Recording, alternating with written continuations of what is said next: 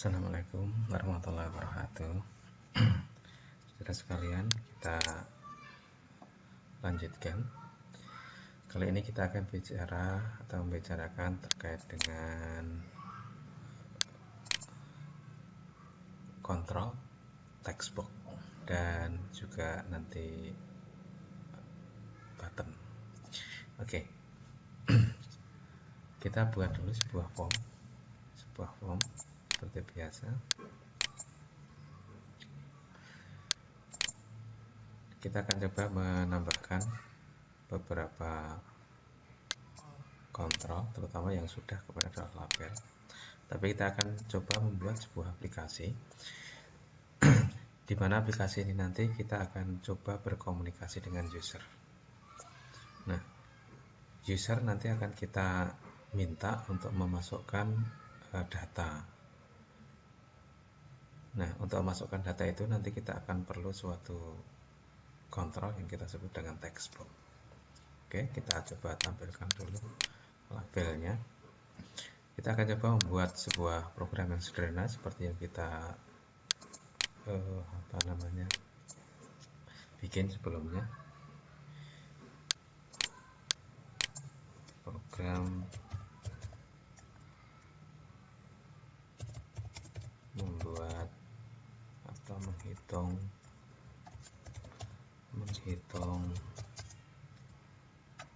luas dan keliling.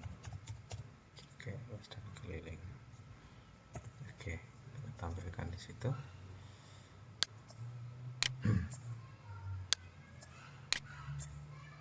Kita akan tampilkan dengan label terlebih dahulu. Ada 4 label akan kita tampilkan di sini. Kita tekan tombol button lock untuk menempelkan lebih dari satu label di sini. 1, 2, 3, 4. Kemudian di sini saya akan menambahkan sebuah textbox. 1, 2, 3, 4. Oke. Saya akan tutup dulu. Ya. Saya akan tuliskan di sini panjang, kemudian di sini lebar, ya, di sini luas. Perhatikan di sini di caption terus ya, keliling. Oke. Nah, kalau saya akan mengatur keempat-empatnya, saya bisa klik di sini kemudian saya drag turun ya semuanya. Semua pilih. Nah, di sini saya akan mengatur secara bersama-sama properti auto size. Anda perhatikan di sini true ya, menyesuaikan. Nah, kemudian pada menu Anda perhatikan di sini kita punya sebuah menu format ya. Saya akan mengatur di sini format line-nya di sini. Anda bisa mengatur rata kiri, rata kanan, rata atas, rata bawah dan seterusnya di sini. Kemudian di sini ada size untuk mengatur ukurannya. Anda coba aja di sini ada yang mengikuti yang paling lebar, yang paling tinggi gitu. Kemudian spasi horizontal, ya. Kemudian di sini spasi vertikal. Oke. Saya akan atur rata kanan di sini label saya. Label saya rata kanan. Ya. Saya akan bikin juga vertical spacingnya saya bikin sama atau make equal. Oke. Nah, di sini juga akan saya atur. Nah, sudah pas ya di situ ya. Atau size-nya sudah benar kayaknya vertikal. Oke. Ya. Kita bisa ngatur di sini. Ya. Ya. Oke, untuk label sudah kita bicarakan kemarin. Nah, sekarang kita akan bicara untuk textbox-nya. Textbox Anda perhatikan di sini juga punya properti seperti halnya form dan label kemarin, cuma ada beberapa yang berbeda. Anda perhatikan di sini nggak ada caption ya, tidak ada caption. Oke, saya simpan dulu, kemudian saya kasih nama dulu, misalkan form 2 ya. Saya jalankan. Ya, Anda perhatikan di sini saya bisa memberikan atau bisa memberikan nama di sini. mengetikkan karakter baik angka maupun huruf. Oke ya. Nah, Anda perhatikan di sini beberapa properti yang penting. Saudara bisa lihat di materi teksnya. Yang penting untuk text box itu adalah name. Jadi name ya, pada other ya, name. Karena di sini nanti akan menyimpan data panjang, maka kita kasih nama yang sesuai dengan data yang disimpan. Misalkan V panjang. Ya, seperti itu. Anda perhatikan di sini. Ini V lebar. Gitu. Ini V luas. Ya, ini adalah V keliling. Ya. Sehingga apa? Sehingga nanti nama-nama ini nanti akan mengumpul. Ya, kalau kita nanti akan mengakses, kita bisa lebih mudah. Kemudian yang kedua, yang penting lagi adalah pada data. Ya, pada data di sini ada value. Value ini adalah sebuah properti yang digunakan untuk menyimpan isi dari data yang dimasukkan user. Nah, Anda perhatikan di sini data yang akan disimpan di sini nanti adalah data-data numerik, ya kan? Data numerik. Maka akan kita isi bersama-sama aja di sini. Saya pilih semua. Nah, pada value saya mulai dengan 0 gini. Kalau saya isi dengan 0, Anda perhatikan di sini, kalau saya jalankan, ya sekarang isinya 0. Di sini tidak kita tulis huruf. Kalau kita tulis angka bisa, tapi huruf nggak bisa. Gitu. Ya. Nah, demikian juga kalau saudara mempunyai text box, di mana pertama akan kita gunakan untuk mengisi tanggal. Ya. Maka di sini kita harus membuat tanggal kosong. Ya. Kurung buka, kurung tutup, kurawal, seperti itu, misalkan seperti itu. Nah, kalau seperti itu Anda perhatikan, ya. Nah di sini sudah ada format tanggalnya, gitu kan. Tapi kalau karakter ya nggak perlu kita kasih nilai apa sudah defaultnya karakter gitu. Oke. Kalau logika ya bisa ditulis true atau false. Oke, berarti di sini 0 ya, saya isi dengan 0. Oke. Nah, selanjutnya karakter properti yang lain yang perlu saudara set itu adalah ini. Kalau ini saya jalankan, ya. Nah, perhatikan kita bisa mengisi. Nah, pada luas sama keliling, sudah perhatikan saya bisa mengisi di sini. Padahal seharusnya pada luas dan keliling ini kan tidak boleh diisi oleh user. Nanti akan diisi oleh komputer. Jadi yang menghitung nanti komputer. Nah, agar text box luas sama keliling ini tidak bisa diisi, maka kita bisa mengatur pada property enable. Anda perhatikan di sini property enable. Property enable-nya ada pada other. Nah, ini. Kalau kita pilih false, ya maka di situ nanti kita tidak bisa mengisi atau user tidak bisa mengisi. Nah, kemudian di sini kita bisa mengatur warna tulisan. Ini warna tulisan. Propertinya apa? For color seperti biasa, for color. Kalau di sini saya mengisi dengan biru, oke. Nah, biru. Ini juga biru. For colornya isi biru, oke. Ya. Nah, Anda perhatikan kalau ini saya jalankan, saya simpan dulu saja. Nah, sekarang sudah tulisannya biru. Kalau kita pengen yang ini, Anda perhatikan di sini ini belum berubah. Kalau pengen berubah, ini kita harus ngesetnya dua properti ini, dua text box ini pada di sini ada disable for color. Nah, disable for color di sini digunakan untuk mengset tulisan pada saat dia disable. Gitu. Ya, oke gitu. Keempat, misalkan sama, oke. Nah, kita perhatikan di sini kita sudah bisa membuat sebuah form yang bisa diisi oleh user. Nah, pertanyaan sekarang adalah kapan kita menghitung luas dan kelilingnya.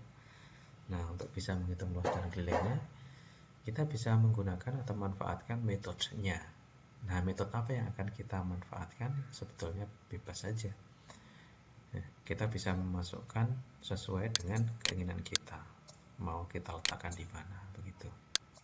Nah, misalkan saja seperti yang kemarin sudah kita lakukan, kita akan menghitung ini pada saat formnya diklik. Misalkan formnya diklik, jadi saya pilih di sini form ya di sini klik event. Nah, saya akan tuliskan di sini this form. Seperti biasa kita mengakses V luas, ini perhatikan value. Jadi kita akan mengisi value-nya,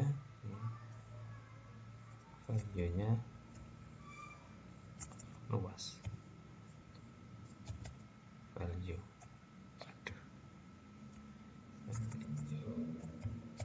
value, ya sama dengan diisi apa? Luas itu panjang kali lebar, berarti list form V panjang gitu kan, value-nya kali this form V lebar, value-nya, enter. Oke, seperti itu. Oke, ya. Nah itu kita mengisi value-nya luas dengan rumus itu. Nah sekarang value-nya keliling, this form V keliling value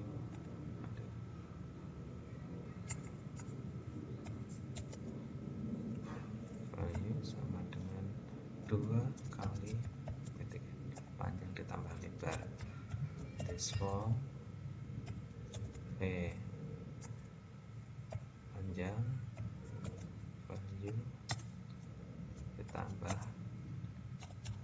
this form V lebar value. Oke, seperti itu.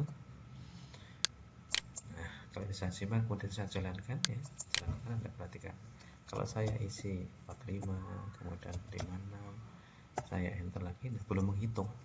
Tapi kalau kemudian saya klik di formnya, ya Anda perhatikan sekarang di sini kita bisa menghitung sekarang. Tapi sudah perhatikan kalau kita menghitungnya seperti itu ya, jadi user jadi nggak mengerti, ya, nggak mengerti. Nah ada beberapa cara atau yang biasa dilakukan programmer agar untuk melaksanakan perhitungan itu. Nah yang pertama yaitu perhitungan ini kita letakkan pada sebuah tombol. Nah ini yang sering dilakukan. Nah untuk itu maka kita akan menempelkan lagi sebuah tombol yang biasa yang disebut sebagai comment button. Coba tampilkan.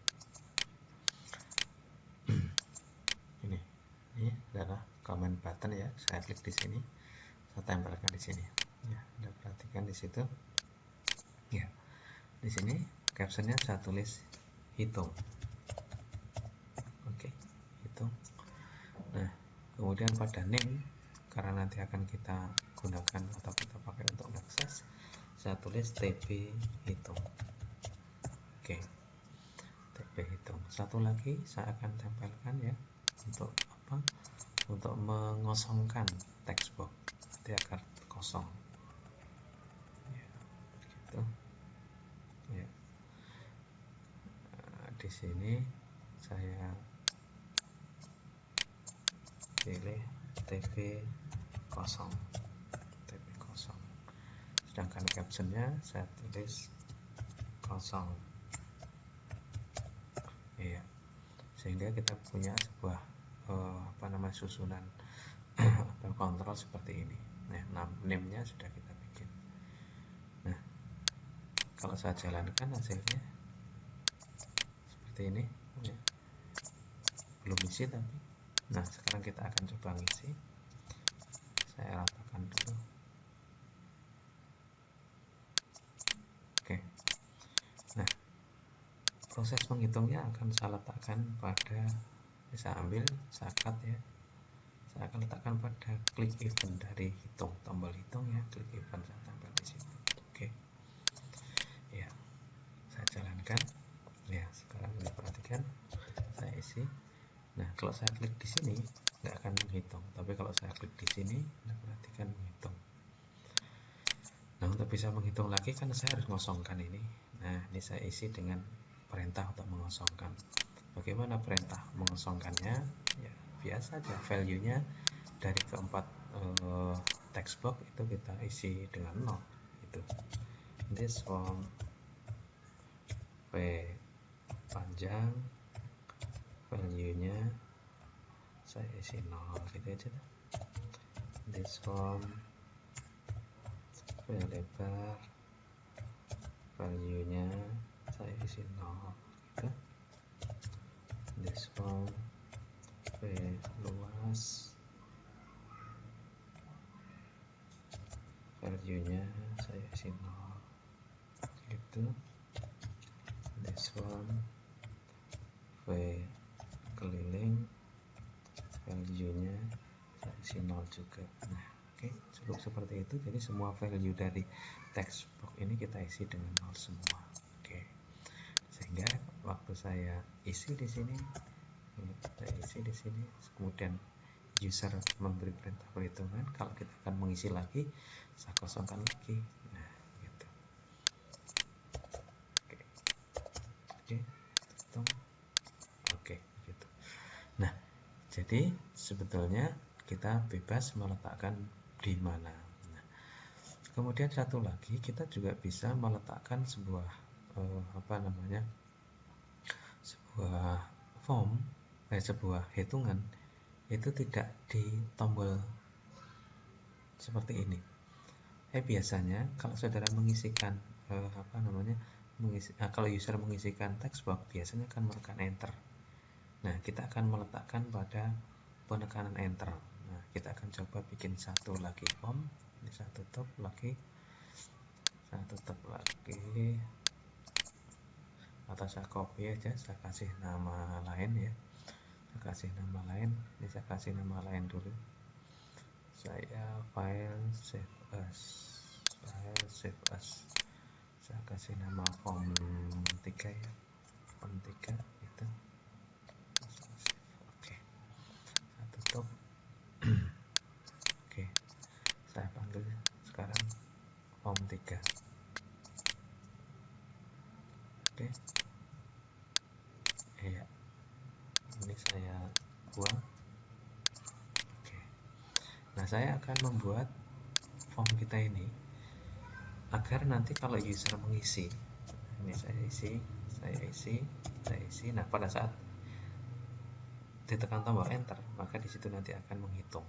Nah, caranya gimana? Caranya di sini. Ya. Kita akan menggunakan apa yang disebut sebagai metode ya, yang namanya keypress. Anda perhatikan di sini. Nah, keypress. Nah, keypress ini adalah akan dieksekusi jika tombol keyboardnya itu ditekan. Ya, tombol keyboardnya ditekan. Nah, tombolnya padahal banyak di situ. Nah, tombol banyak itu nanti bisa kita seleksi dari NK code ini. NK code di sini menyatakan tombol kode tombol. Oke. Nah, kode tombol diperoleh dari mana? Saudara bisa memperoleh dari kode. Kita buka dulu help-nya ya. Kita perhatikan di sini INK. Nah, saudara bisa lihat di sini INK. Nah, Anda perhatikan di sini. Nah, ini tombol F1. Kalau F1 ditekan nanti NK code-nya nanti 28. Kalau dengan tombol C bersama-sama F1 maka 84 gitu. Begitu seterusnya. Nah, kalau yang ditekan tombol enter, Anda perhatikan enter 13 kodenya. Oke, gitu ya. Oke, jadi kita akan gunakan NK code 13. Jadi saya letakkannya di sini, Kak, di V lebar. Kalau saya letakkan di V panjang, maka nanti akan hasilnya mungkin akan tergantung pada saat V-nya masih 0. Tapi juga nggak apa-apa, silakan dua-duanya diisi juga nggak apa-apa. Tapi saya akan mengisi di sini aja. If NK code, ya, NK code sama dengan 13 karena enter tadi kan, ND, ya, oke, gitu. Jika tombol enter ditekan, ya, baru sekarang saya saya tempelkan this form V luas, value sama dengan tadi this form V panjang, value kali this form V lebar, value. Oke. Kemudian this form v keliling value ya sama dengan 2 kali gitu this form v panjang value plus this form v lebar value. Oke, itu gitu ya. Oke, seperti itu. Nah, kalau ini saya jalankan, Anda perhatikan di sini ya. 34 saya enter, 56 saya enter, iya isi gitu. Kalau kita akan menghapus ininya, saudara kasih tombol hapus tadi juga nggak apa-apa, silakan aja. Oke, tapi intinya di sini dengan cara seperti ini kita bisa menghitung tanpa sepengetahuan user gitu. Oke, itu ya. Nah, kemudian juga ada cara ya, menghitung itu secara interaktif ya, secara interaktif, yaitu kita menggunakan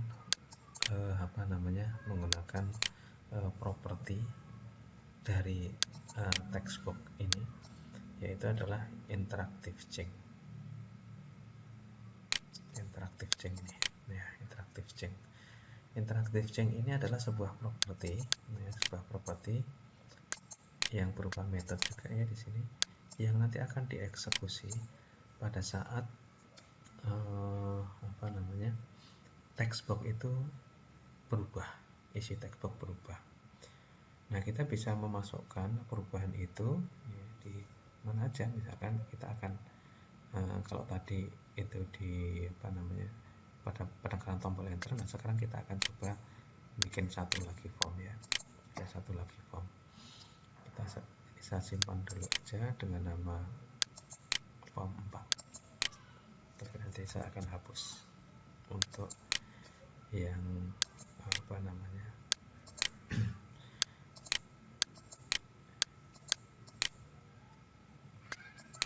Oke, yang di sini tadi saya hapus ya. Saya hapus. Ya. Oke, ini saya hapus.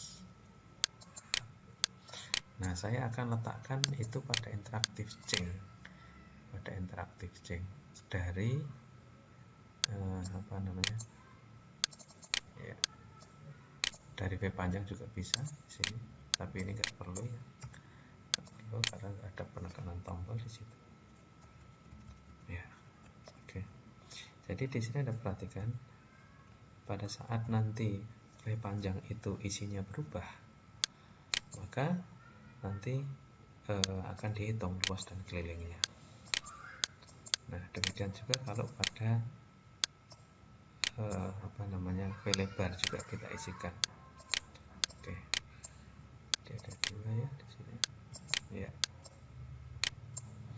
Oke, kita tempelkan di situ ya. Jadi pada saat nanti V panjang dan V lebar itu pada textbook ini berubah, maka nanti luas akan dihitung. Anda perhatikan di sini, saya jalankan ya. Anda perhatikan di sini. Nah, ada ya. Kalau di sini ya. Oke, seperti itu ya. Ya, itu.